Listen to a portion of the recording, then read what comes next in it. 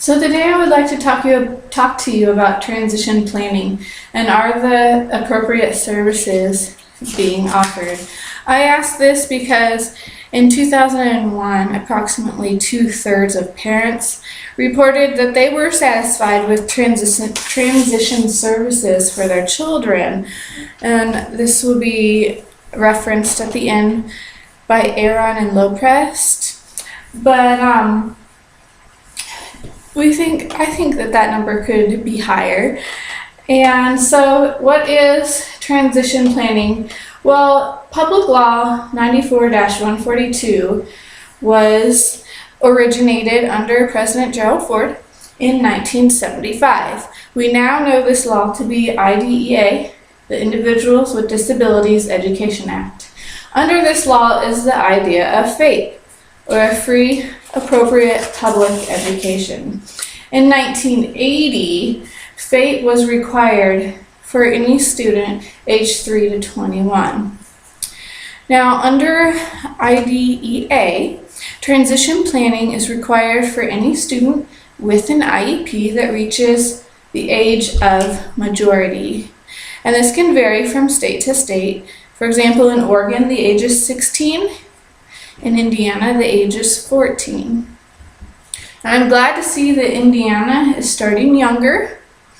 This is because we know that age 16 can be too late. By then, students may choose to drop out of school. So I have a recommendation there that transition planning could begin earlier, especially for those at high risk for dropping out.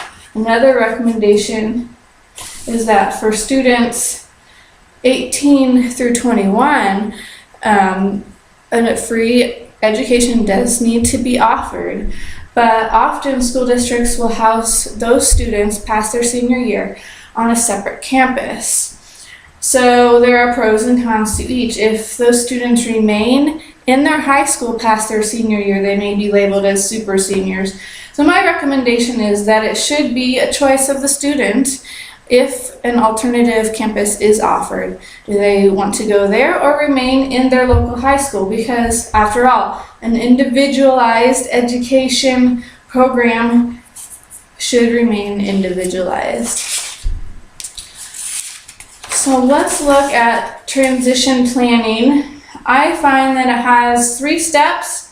Number 1, you hold a transition IEP meeting. So transition planning is for any student who has an IEP. They have been in the special education system and they do have a disability. So number 2, services then need to be offered through the school district to reach the student's transition goals per their IEP. And number 3, there needs to be continued evaluation of that IEP and the goals under IDEA. That should happen at least annually. So transition services, what would that focus on? It would focus on post-secondary goals. So this is language taken directly from an IEP form. Goals could focus on training, education, employment, or independent living skills. These skills could be cooking, cleaning, hygiene, money management. And keep in mind that students can graduate from high school with a standard diploma or a modified diploma or a certificate of completion. And I ask the question, if students complete graduation, no matter which diploma they receive, would they have a higher success rate for employment after leaving the school? I think this could be a goal for our schools. Get students into employment.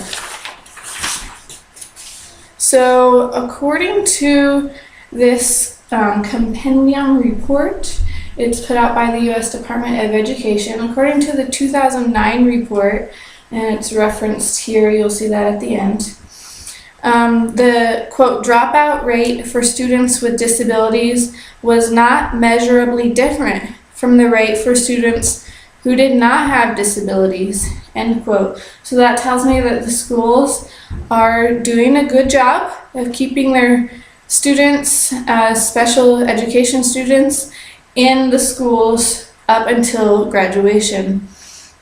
And then if we look at data from the 35th annual report to Congress of the implementation of IDEA, that can be found at ed.gov. I looked at the 2010-2011 school year. This was the 35th report.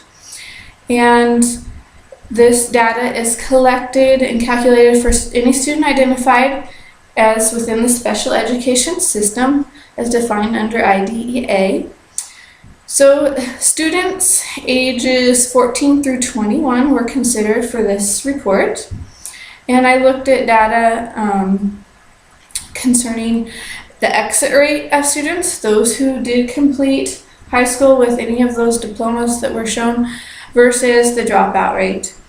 So for the 35th annual report, other information is included, such as if students exited special education, they no longer needed the services, or if they moved, or if they died, and so on. And it's all laid out within an Excel spreadsheet. But I found that the number of special education students who dropped out of school during that 2010 and 11 school year was a little concerning. I looked at Oregon, and that number was 1,181 students, just out of the disability population. In Indiana, that number was 918. So there was an average of 1,000 dropouts for each of those states.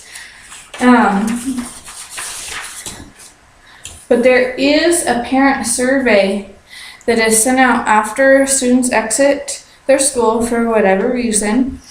And the survey will ask, is the student now working? And this is sent out 1 year after the student leaves the school district. Is the student still in school but by an alternative means?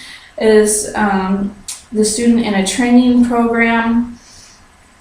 Well, so this survey is required under IDEA, and the in 2005, it was said that among the youth with disabilities just out of high school, their employment rates at about 60% was holding about the same as other students without disabilities.